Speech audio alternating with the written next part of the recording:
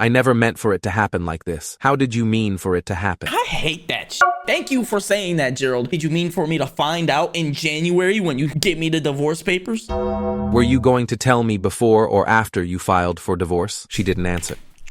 Same wavelength, but yo, Gerald, bro, you is a goat, but I decided to visit my wife at her job as a CEO. Bet. At the entrance, there was a sign that said, authorized personnel only. When I told the guard I was the CEO's husband, he laughed and said, Sir, I see her husband every day. There he is, coming out right now. So I decided to play along. This The security reminds me of guard at those Meridian TikTok things that you be Technologies seeing, the laughed little when I told him TikTok I was drama Lauren's shits. husband. Sir, All right, I see her husband here every day. There he is right now, actually. He pointed toward the glass doors. A man Oh, in a shoot. charcoal Tom Ford suit was walking through Tom the lobby. Ford is Early crazy. 40s, confident stride, expensive watch catching the afternoon light. The kind of guy who looked like he belonged on the cover of Forbes. Mr. Sterling, the guard called out. Your wife's still in her 3:00 meeting. Should be done in about 20. The man, Frank Sterling, according to his The security 3:00 badge, meeting? nodded and headed toward the elevator bank. He hadn't seen me yet. I was standing off to the side, holding a takeout bag from Osteria, Lauren's favorite Italian place downtown. My heart was doing something strange in my chest. Not racing, just stopping and starting, like a car engine my misfiring. gosh. 28 years. I'd been married to Lauren for 28 years, and apparently 28 years was not long enough.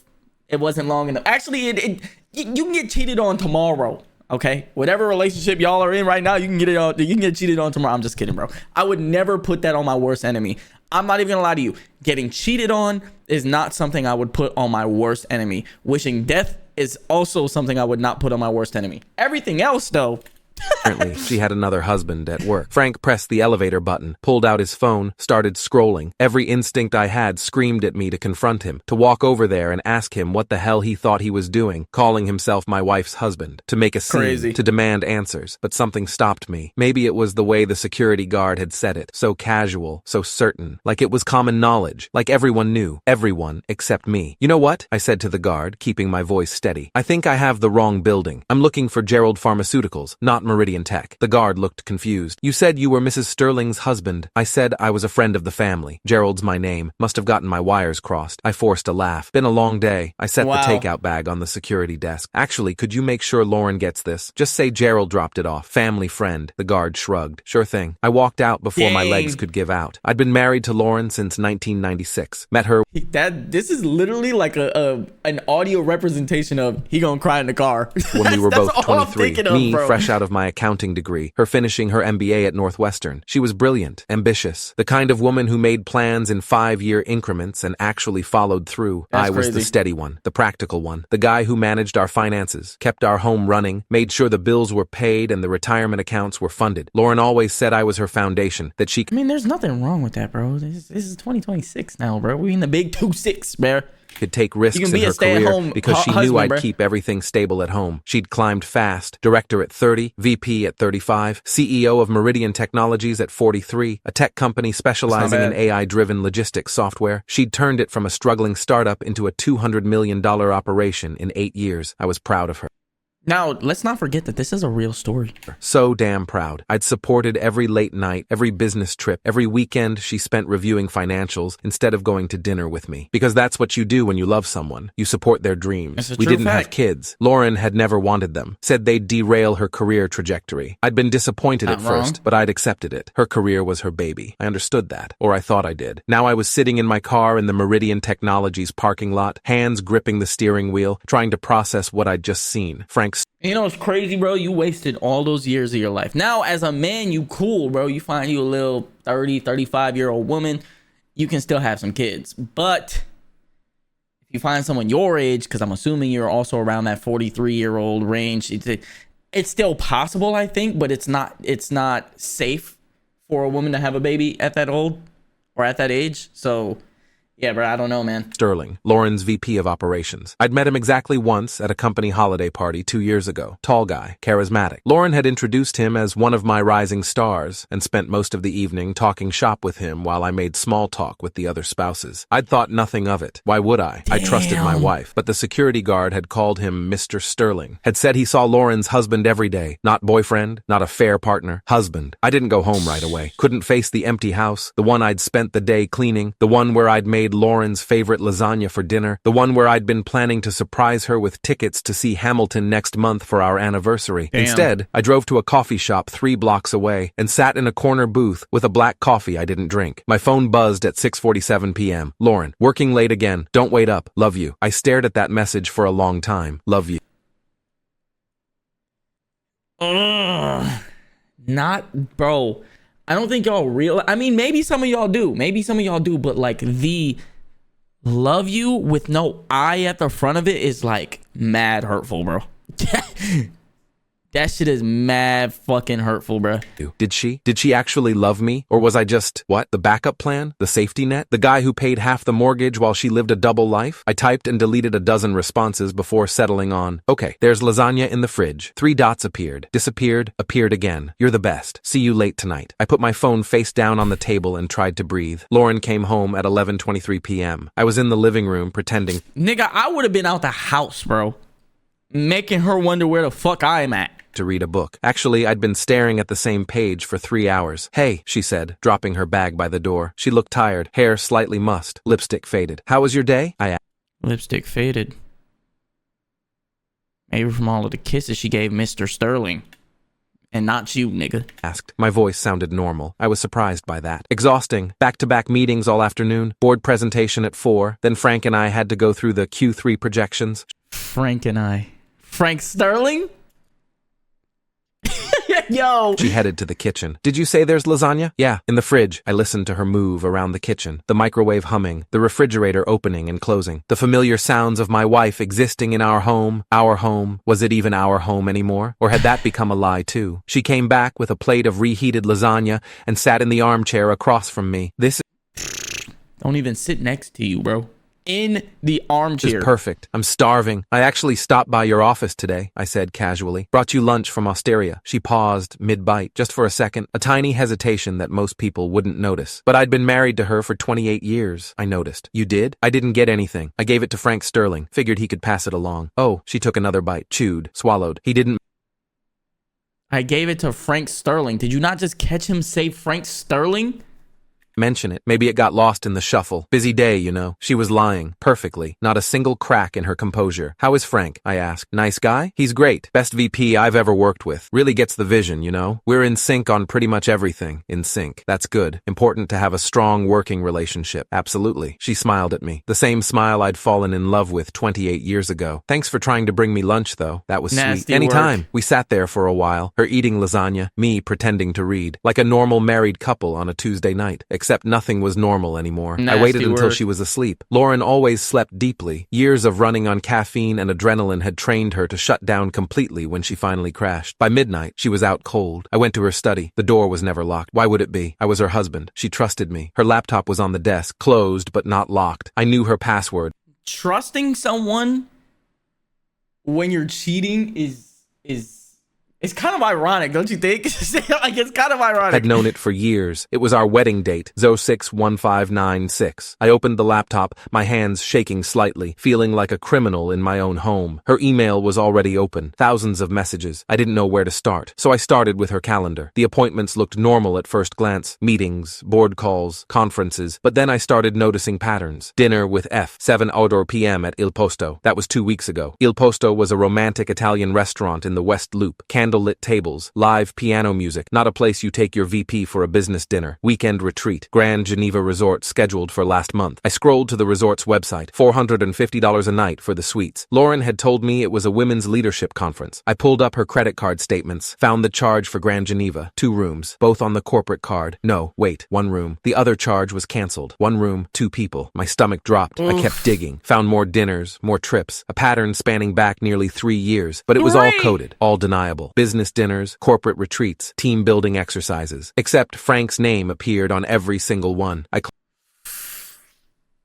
Not only did she cheat on you, but she'd been cheating for 3 fucking years, bro, before you found out. Closed the laptop and It's one thing when you find your partner cheating on you and it's been maybe a few weeks, maybe a few months, but bro, years? Oh, that's like the worst feeling, bro.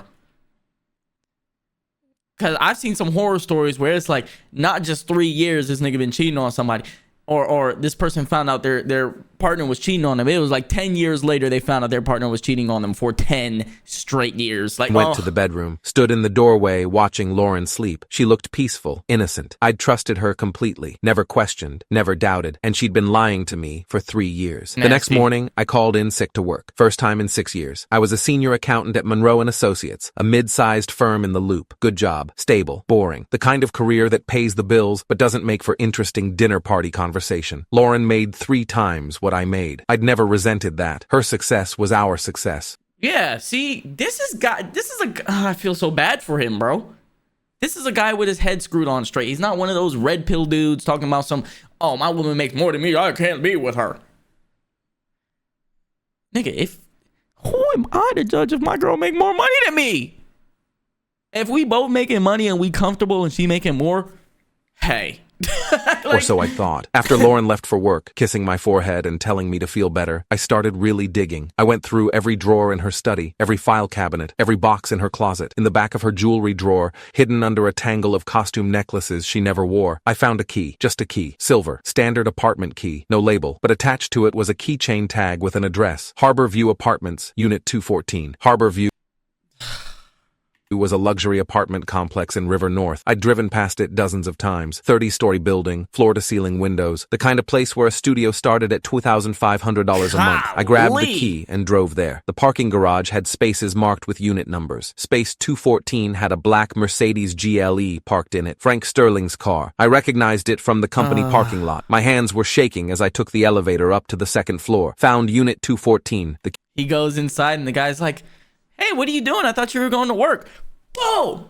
Let me stop. Key fit. The door opened. Inside was a fully furnished apartment, not a temporary rental. A home, hardwood floors, modern furniture, fresh flowers on the coffee table. The air smelled like Lauren's perfume, Chanel No. 5, the expensive one she only wore for special occasions. Photos on the mantle showed Lauren and Frank at a beach, at a restaurant, on a hiking trail. In every single picture, Lauren wasn't wearing her wedding ring. I walked through the apartment in a daze. The kitchen had 2 sets of dishes, 2 coffee mugs on the counter, his and hers. The bedroom made me physically ill. A king-size bed with expensive linens, Lauren's clothes in the closet hanging next to Frank's suits, her shoes lined up next to his, like they'd been living together for years, like they were married. On the dresser, I found a folder labeled Future Plans in Lauren's distinctive handwriting. I opened it.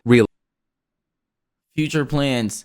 Leave my fucking husband. Real estate listings, houses in Evanston, Oak Park, Wilmette, all in the $800,000 to $1.2 million range, all circled with notes in the margins. Good schools nearby, schools close to Frank's parents. Good schools nearby. Frank, either Frank has kids or she's willing to risk late pregnancy with Frank. Love the kitchen, travel brochures, Santorini, Tokyo, New Zealand, dream honeymoon destinations, and underneath all of that, legal documents, divorce Divorce. Oh my God. Summaries dated from 18 months ago. Lauren had met with 3 different divorce attorneys, shopping for the best deal. The notes were clinical, cold, strategy, frame as irreconcilable differences, cite Gerald's lack of ambition and emotional distance, document instances of his failure to support my career growth, instances. She'd been building a case against me. There were pages of examples, times I'd supposedly undermined her by asking her to skip work events, times I'd been emotionally unavailable by not wanting to discuss corporate politics at dinner, times I'd shown lack of ambition by being content with my accounting job. Every normal marital friction point reframed as evidence of my inadequacy. The most recent note dated 3 weeks ago. Timeline: file for divorce by January 2025. Finalized by June. Wedding with F by Christmas 2025. She had it all. This is fucking nasty, bro. Divorce by January. Finalized by June. Wedding with F by Christmas. Divorce by January. Wedding by December. Yo. Christmas 2025. She had it all planned out. Well, I don't get it because like you could at least tell your husband that you've been feeling these issues. You just didn't. This is a classic case of miscommunication, bruh. No communication. You could have told him, hey, I feel like you've been emotionally distant. I feel like you have a lack of ambition, blah, blah, blah. Nothing. detail. My replacement was already living with her part-time. Their future home was already picked out. I was just the obstacle she needed to remove. I photographed everything, every page, every document, every photo. Then I sat on their couch, in their apartment, in their secret life, and tried to process the fact that my 28-year marriage had been a lie for at least 3 years. I went back to my car and just drove. No destination, just drove. My phone rang at 3:47 p.m. Lauren. I let it go to voicemail. She called again at 4:15 p.m., then 4:32 p.m., then sent a text. Where are you? Are you feeling better? I didn't respond. At 6 p.m., I pulled into a parking lot and finally listened to her voice. Better? I didn't respond. At 6 p.m., I pulled into a parking lot and finally listened to her voicemails. Hey honey, just checking in. Hope you're feeling better. Call me when you get this. Gerald. I'm getting worried. You're not answering. Are you okay? Seriously, where are you? I'm about to call hospitals. Please call me back. The concern in her voice sounded so real, so genuine. She was good, really good. I called her back. Oh, thank God, she answered immediately. Where have you been? I was so worried. Just drove around. You know what would be crazy? Instead of being like, hey, I was at Frank's apartment, you should say the address.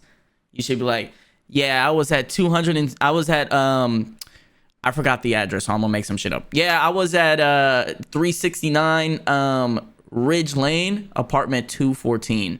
It's a nice site, you know. I was talking to the real estate agent. The leasing agent, and she said that it's been occupied for a little while now, so I guess I couldn't get it.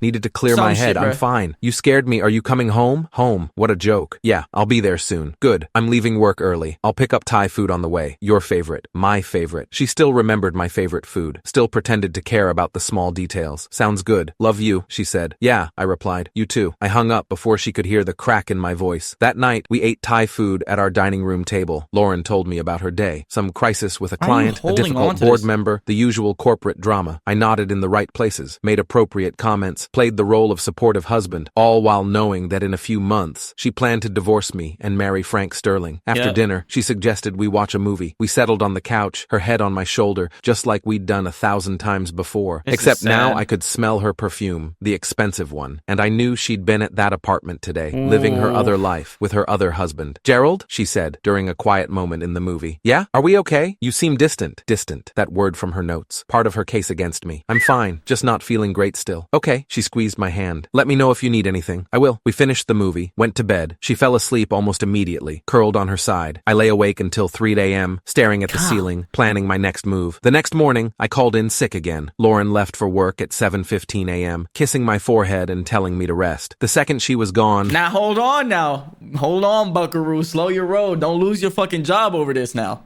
Because when the divorce inevitably happens, you're gonna need that shit, bro. I went back to her study. I'd been an accountant for 22 years. I knew how to find financial irregularities. And now that I knew what I was looking for, the pattern was obvious. Our joint checking account showed consistent deposits from both our paychecks. Mine, $6,200 monthly after taxes. Lauren's, roughly 11,000 checks. Mine, $6,200. $6,200? So 6,200 monthly after taxes. Lauren's, roughly $11,000 monthly after taxes. But our expenses, mortgage, utilities, groceries, insurance, everything, came to about $8,500 monthly. We should have been saving about $8,700 a month. Over 3 years, that should be over $300,000 in savings. Our savings account had $47,000. Where had $250,000 gone? I pulled up Lauren's personal credit card. The one she claimed was for business expenses that get reimbursed. Harborview Apartments, $3,200 monthly rent for 3 years, $115,200. Furniture, $24,000 in purchases from West Elm, Pottery Barn, Crate and Barrel. Travel, $31,000 to various luxury destinations. Dining, hundreds of charges at expensive restaurants. She'd been funding her entire secret life with our joint money, my money, while I'd been eating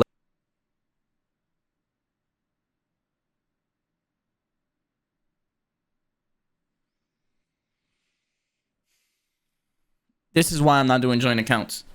And before any of y'all start leaving comments, oh, he doesn't want a joint account because he doesn't have a no, me and my girl have already spoken about this and have agreed mutually. We both do not want joint accounts.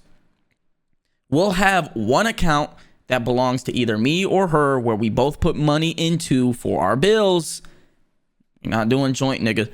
We ain't doing joint. Leftovers and driving a 10-year-old Honda Civic. She'd been playing house with Frank Sterling in a $3,200 a month apartment using money I'd earned. I documented everything, downloaded 3 years of bank statements, credit card records, investment account transfers. Then I started looking at Meridian Technologies' corporate filings. This was where my accounting background really paid off. I knew how to read financial statements, how to spot irregularities, how to see the story behind the numbers, and the story was damning. Lauren had been restructuring the company, quietly, without board approval, to position Frank Sterling as her successor. She'd moved That's resources nasty. into his department, given him control over key accounts, positioned him for a promotion to COO, a position that That's didn't nasty. exist yet. She That's was building nasty. him a golden ladder to the top while making herself look like a kingmaker. But she'd done it by redirecting company resources without proper authorization, by making financial decisions Bro, this literally sounds like one of the stories of a TikTok movie I watched. On everything I love, there was this TikTok story or TikTok movie or series that I had watched, and it was basically this guy who was acting like a bum or some shit like that, but he was secretly like a millionaire CEO or some shit like that. And then his wife divorced him and or wanted to divorce him and bring in the new guy as like, because she's getting promoted to COO, and he's been missing from the company for 15 years or some shit, and then he's like claiming he's the CEO, and they were going back. It was that benefited her personal relationship rather than shareholder interests. That was corporate misconduct, possibly fraud. I took screenshots of everything, organized it into folders, built a timeline. Then I called Richard Morrison. Richard Morrison was the chairman of Meridian Technologies' board of directors. I'd met him twice at company events. Retired hedge fund manager, late 60s, sharp as a tack. Gerald Hartman, I said when he answered. Lauren's husband. We met at the holiday party 2 years ago. Of course. How are you? Is Lauren all right? She's fine. I'm actually calling about some concerns I have regarding the company. A pause. What kind of concerns? The kind that involve unauthorized corporate restructuring and misuse of company resources. Oh, Do you have shit. time to meet today? Another pause. Longer this time. I can be at your office in 2 hours. I work from home. I'll text you the address. Richard Morrison arrived at 2 p.m. sharp. Tall, silver-haired, wearing a suit that probably cost more than my car. I offered him coffee. He accepted. We sat. Oh, I get it. You're 3 o'clock. 2 o'clock. Okay. Why are they doing it like that? Who does that? Who says it like that? Oh, I gotta go to the club at or I gotta stream at 10:00. Oh fuck, nigga, what? Sat in my living room, the room where Lauren and I had watched movies and celebrated anniversaries and built a life together. The room that was apparently just a set watched movies You know what and this looks like? celebrated anniversaries and built a This looks like Stranger Things. Maybe this is where Stranger Things got their look from. life Bro, together. I'm The room that kidding. was apparently just a set piece in her double life. Show me what you've got, Richard said. I pulled out my laptop and walked him through everything. The apartment, the photos, the divorce planning documents, the corporate restructuring. His expression grew darker with every revelation. Jesus Christ, he muttered when I showed him the financial Literally, bro. That's me right now and during this reaction. Like, bro, wow.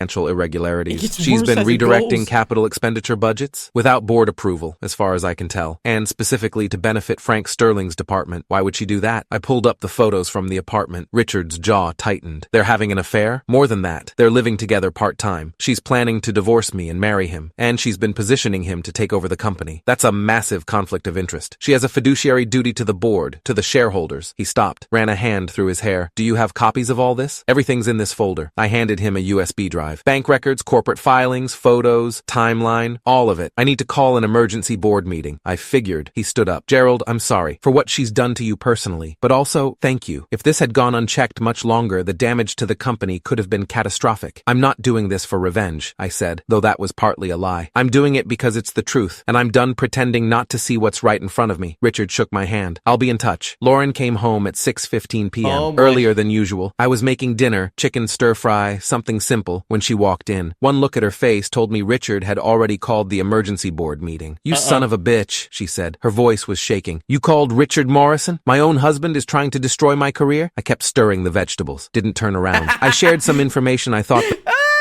The board should have, that's all. Information? You showed him private photos. You went through my personal files. Your personal files in our shared apartment. Your personal life funded by our joint bank account. She grabbed my arm, spun me around. This is different. This is my professional reputation. And sleeping with your VP while restructuring the company to benefit him personally? That's professional? Her face went pale. What do you want? She asked quietly. Money? The house? What? I don't want anything from you, Lauren. You set this in motion 3 years ago. I'm just refusing to be the fool while you execute your plan. What plan? I pulled out my phone, showed her the photos I'd taken at the apartment, her face in every picture, the folder labeled Future Plans. This plan, the one where you divorce me by January, marry Frank by Christmas, and live happily ever after in your Evanston dream home. She sat down heavily on a kitchen chair. How did you? I found the key to your other life. Gerald, 28 years, Lauren. I supported every decision you made, every late night, every business trip, every sacrifice, because I loved you, because I thought we were building something together. You were building an exit strategy, and I was funding it. She started crying. Real tears. Oh, get the they always the waterworks, bro. This time, not the manipulative kind. I'm sorry. I never meant for it to happen like this. How did you mean for it to happen? I hate that shit. Thank you for saying that, Gerald. I never meant for it to happen like this. Then how did you mean for it to happen? Did you mean for me to find out in January when you get me the divorce papers? And then find out that you married another man in literally 12 months? Okay. Were you going to tell me before or after you filed for divorce? She didn't answer. Same wavelength, yo, Gerald, bro, you is a goat, my nigga. You is a goat. That's what I thought. I turned off the stove, grabbed my keys. Where are you going? She asked. Hotel. I'll have divorce papers drawn up by Monday. Wait, there's nothing left to say, Lauren. You made your choice years ago. I'm just catching up. I filed for divorce that Monday. Hired Jennifer Kowalski, a family law attorney with 23 years of experience. She looked at my evidence and whistled. This is one of the clearest cases of marital misconduct I've ever seen. The secret apartment, the financial... Oh my God, this nigga's about to get off scot-free with all the shit, bro. He about to reverse this shit and take all of her money and all of her assets. Deception. The documented timeline of her planning to leave you. You're going to do very well in this divorce. I don't care about doing well. I just want out. You should care. She used marital funds to support an affair. That's financial infidelity. Illinois law takes that seriously. The board meeting happened that same afternoon. I wasn't there, but Richard called me at 5:47 p.m. Frank Sterling has been terminated effective immediately. Lauren's on administrative probation. Her authority is severely restricted pending a full investigation. And the restructuring? Being reversed. We've hired a forensic accountant to do a complete audit. If we find she violated fiduciary duty or committed fraud, she could face criminal charges, not just termination. Jesus. She built this house of cards, Gerald. You just knocked it down. Lauren called me that night. I was in a Marriott near O'Hare, eating takeout Chinese and watching ESPN. You've destroyed everything, she said. She was crying. Frank lost his job. The board is investigating me. My career is over. How could you do this? How could I? My voice was ice. Oh my gosh. When cheaters get caught, it's me. How could you do this to me? How the fuck could you cheat on me for 3 years? First of all, you spent 3 years planning my replacement. You stole $250,000 from our joint account to fund your affair. You committed corporate fraud to benefit your lover. And you're asking how I could do this? I was going to tell you. When? After you filed for divorce? After you married Frank by Christmas like you planned? Yep. Silence. You knew about that? I know everything, Lauren. The apartment, the lawyers, the timeline, the real estate listings, all of it. Please. Her voice broke. We can fix this. I'll end things with Frank. We can go to counseling. I'll do anything. Frank already lost his job because of you. And now you want to abandon him too? At least be consistent in who you betray. That's not fair. Fair? I laughed. It sounded bitter even to me. You want to talk about fair? You spent 28 years building my trust just so you could execute the perfect betrayal. You documented every small argument as evidence against me. You built a legal case while I was cooking dinner and doing laundry and supporting your career. I loved you. No, you loved what I provided. Stability, financial security, a foundation you could stand on while you built your... Financial security? Nigga's an accountant. What are we talking about? He provided $4,000 less to the account than you did, bro. Come on now. Empire. And the second you found Not someone even. It was like 3,800. Fit your life better, you started planning to trade me in. It wasn't like that. It was exactly like that. And you know what the worst part is? You were going to make me the villain. All those notes about my lack of ambition, my emotional distance, my failure to support your career. do the most heinous shit and then flip it on the husband like he was the reason. Cause and I never cheated on him actually. He just was a really bad man to me. You were going to divorce me and make it my fault. She was sobbing now. Yep. Please, Gerald. 28 years. That has to mean something. It did.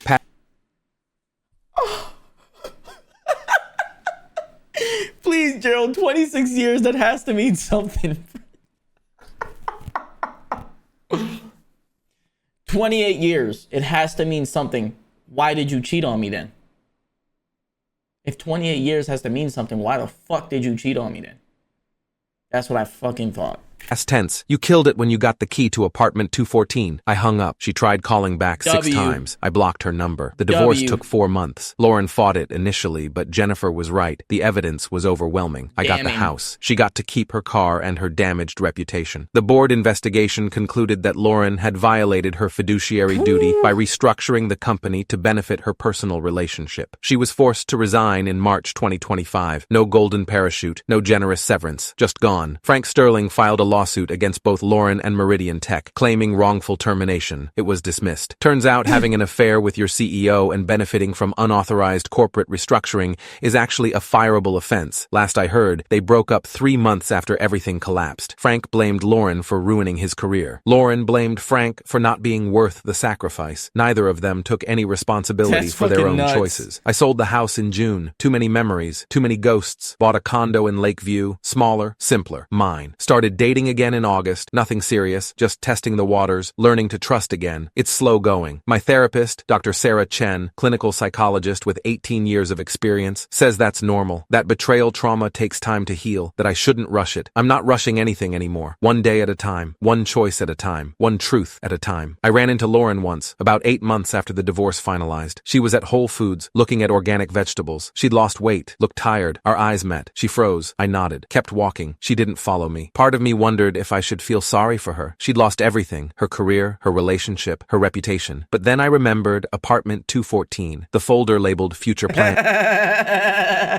Just a flash of apartment 214, bro. The cold, calculated notes about building a case against me, and I didn't feel sorry anymore. I just felt free. 2 years after everything exploded, I got a LinkedIn message from Frank Sterling. I know you have no reason to talk to me, but I wanted to apologize for everything. I knew she was married. I knew what we were doing was wrong. I told myself the marriage was already over, that we were in love, that it justified everything. It didn't. You deserved better. So did everyone at Meridian. I'm sorry. I stared at that message for a long time, then I closed it without responding. Some apologies come too late to matter. Some betrayals don't get forgiveness. And sometimes the best response to someone who helped destroy your life is just silence. Yep. People ask me sometimes if I regret how I handled it, if I should have confronted Lauren privately, given her a chance to explain. The answer is no, because she'd had 3 years to explain, 3 years to tell the truth, 3 years to choose our marriage over her affair. She chose Frank, chose the apartment, chose the future she was building without me. I just made sure everyone else knew what she'd chosen. 3 years after the divorce, I'm sitting in my condo on a Saturday morning, drinking coffee and reading the news. My phone buzzes. A text from my girlfriend, Amy, someone I met at a bookstore who knows my whole history and chose me anyway. Brunch at 11? I'm thinking that French place you love. I smile and text back, perfect, see you there. I put down my phone and look out the window at Lake Michigan. The water's gray today, choppy with wind. Behind me, my home is quiet, small, honest. Wait, no secret apartments, no hidden lives, no carefully constructed lies, just truth. Simple, painful, free. And you know what? That's enough. That's more than enough. That's everything. Yo. That's a crazy story, bruh. W-Mans.